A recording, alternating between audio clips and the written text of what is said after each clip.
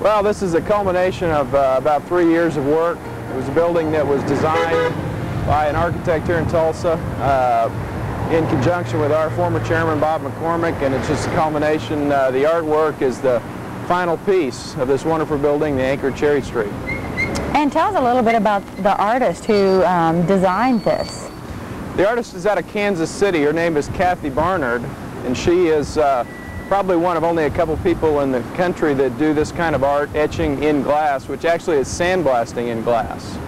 I'm looking at over some of the statistics. Each etched glass panel weighs approximately 700 pounds. The 24 panels stretch 40 feet wide by 35 feet tall. Just kind of give me some of the planning and concept that went into this to come up with this obviously beautiful final piece of the puzzle.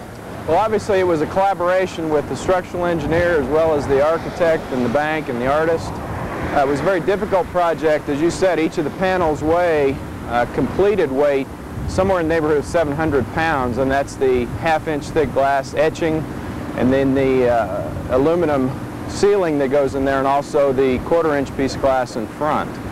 It was quite a project to see in the studio with all the glass laying out and the difficulty of the project that Kathy Barnard had. We are very, very proud. The building itself is a beautiful structure.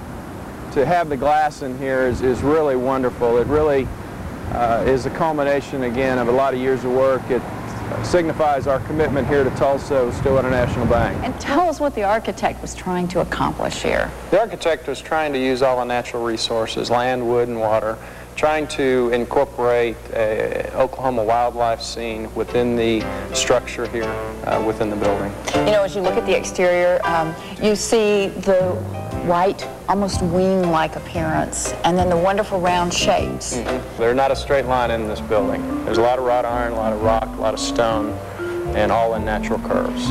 Now, we left the best for last, and that has to be the etched window, which, as you look at it from the inside, it's gorgeous, but you can also look at it from the outside. And there was somebody who was the inspiration behind doing this. You've got to tell us about his dream. Our former chairman, Bob McCormick, really set the stage for this project. He worked with the architect, Mauro Della Battista, with Cary Sparks Companies, and determined that we wanted a building that was very natural flowing, no straight lines, wanted something that was indicative of the Oklahoma natural resources. We came down here in November of '98.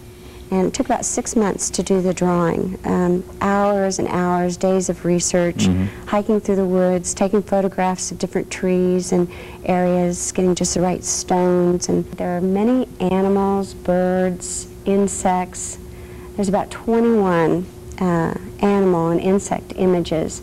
And some of the images that you can't even see from the ground floor, and you have to go up to the second or the third floor of the bank and go in just the right office to see all of the images. The bank and had the idea that they wanted, since it's Stillwater National Bank, that the subject matter be water, a waterfall, and a great blue heron. I love to watch people look at my glass, and maybe they'll discover maybe a little caterpillar that's under a leaf. It is that attention to detail that makes her work so very impressive.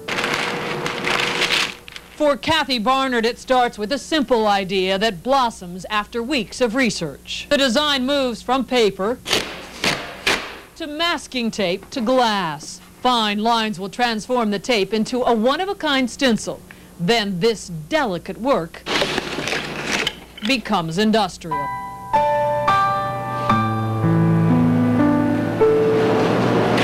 Inside a special closet, high-pressure air and grit will beat a pattern into the smooth surface. As I sandblast, I'll take off different parts of the stencil, carve into the glass. I have to be aware of what leaves overlap other leaves. The result? A 3D landscape captured in glass. She's done everything from sunflowers to street scenes. Some of her pieces are several stories high, others would fit on a tabletop. I think enjoyment. That's what she hopes people will get out of her work, a little something unexpected, a scene etched in memory, a smile, from a woman with a clear talent for creating a lasting impression.